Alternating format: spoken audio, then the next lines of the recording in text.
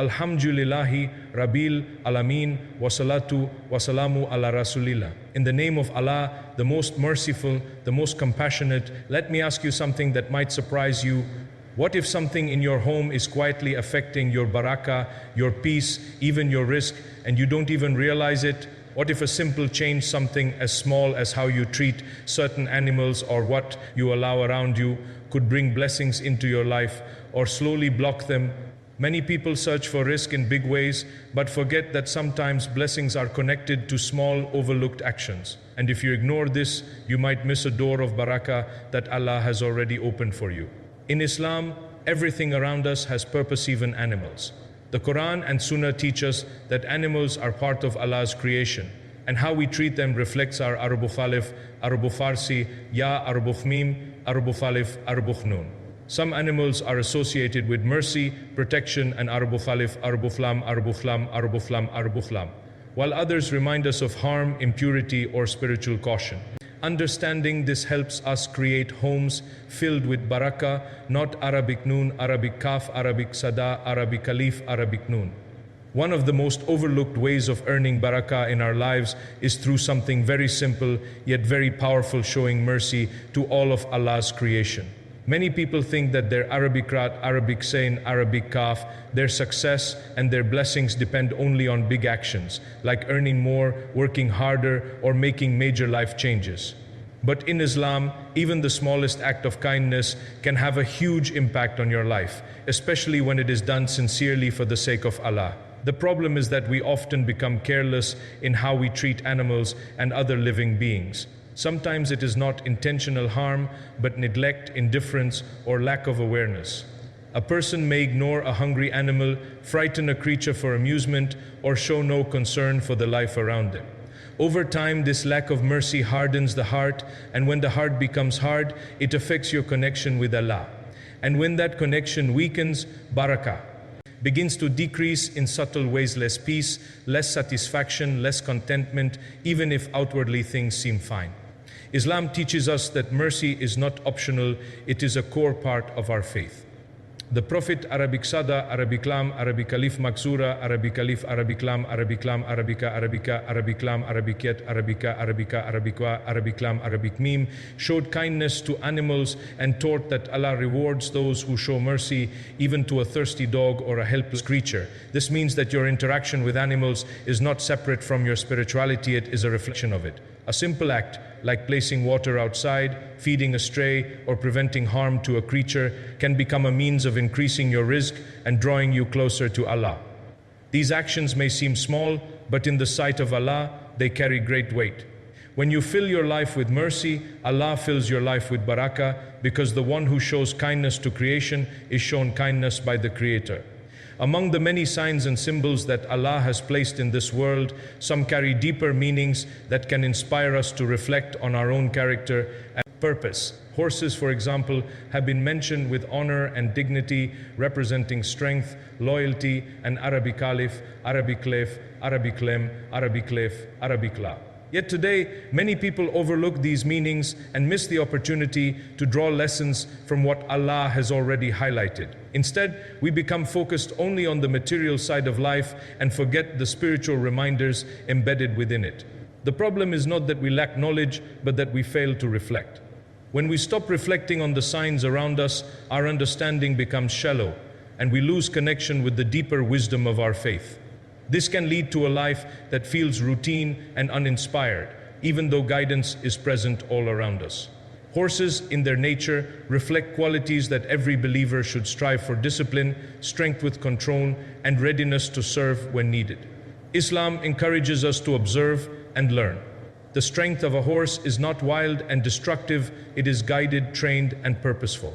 In the same way, a believer is not meant to be driven by uncontrolled desires or emotions, but by discipline and consciousness of Allah.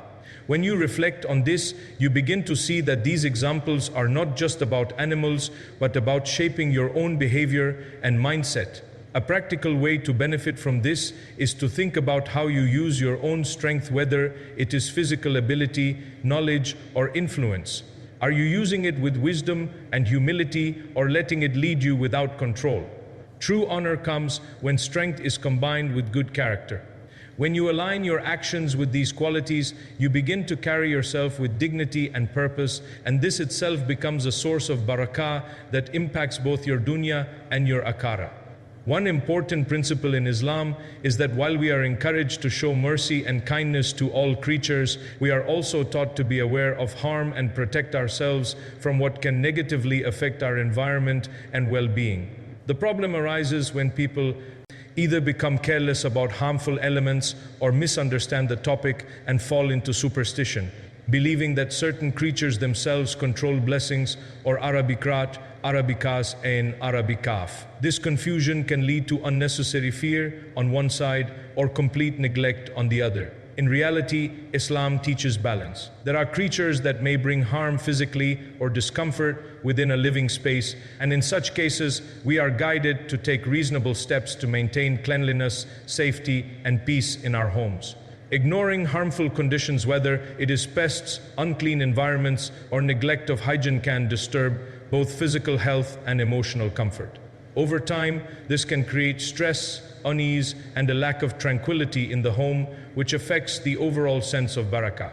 At the same time, it is very important to understand that no animal by itself has the power to block your rizq. Rizq comes only from Allah.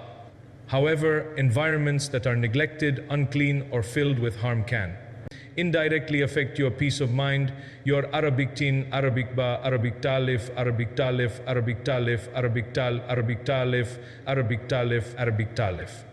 When your surroundings are disturbed, your focus shifts. Your Arabic teen, Arabic ba, Arabic talif, Arabic talif, Arabic talif, Arabic ta may weaken, and this can impact your spiritual state.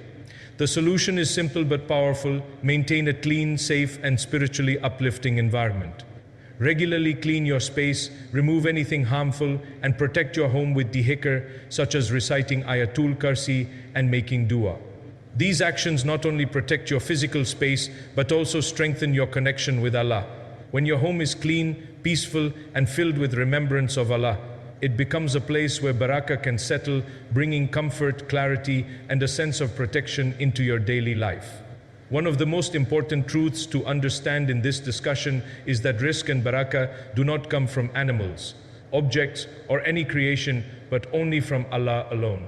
The problem arises when people begin to attach their beliefs to superstitions, thinking that certain things independently bring blessings or block provision. This misunderstanding can slowly weaken a person's tawakkul, their trust in Allah, and shift their focus away from the true source of Arabikrat, Arabikazan, Arabic kahaf. When a person starts believing that something other than Allah controls their sustenance, it creates confusion in the heart. They may become overly attached to certain practices without understanding, or fearful of things that have no real power. Over time, this can distract them from what truly brings obedience to Allah, sincerity in actions, and reliance upon Him. It may also lead to disappointment when expectations are placed on the wrong sources. Islam teaches us a clear and powerful principle. Allah is Ar-Razak, the provider. He gives without limit and with perfect wisdom. While certain actions, environments, and behaviors can invite barakah into our lives, they do so only by the permission of Allah, not by their own power. This understanding brings clarity, peace, and balance to a believer's life. The practical way to strengthen this belief is to focus on what truly increases rizq. Guard your salah, make sincere dua, seek forgiveness regularly, and give charity even in small amounts. These are the actions that open doors of provision in ways you may not expect. At the same time, maintain good character, treat others with kindness, and stay conscious of Allah in your daily decisions. When your heart becomes firmly attached to Allah as the only source of Arabic Ra, Arabic Sain, Arabic Kaf, you free yourself from fear and confusion. You begin to live with trust, contentment, and confidence, knowing that whatever is written for you will reach you, and whatever misses you was never meant for you, bringing a deep sense of peace into your life. Dear brothers and sisters, barakah is not always in what you see, it is in how you live, how you treat others, and how conscious you are of Allah in your daily life. Make your home a place of mercy, remembrance, and awareness, and watch how Allah fills it. with unseen blessings. May Allah grant us pure understanding, protect our homes from harm, and fill our lives with barakah in ways we never expected. Ameen. And remember, when you correct the small things for the sake of Allah, He corrects the big things in your life.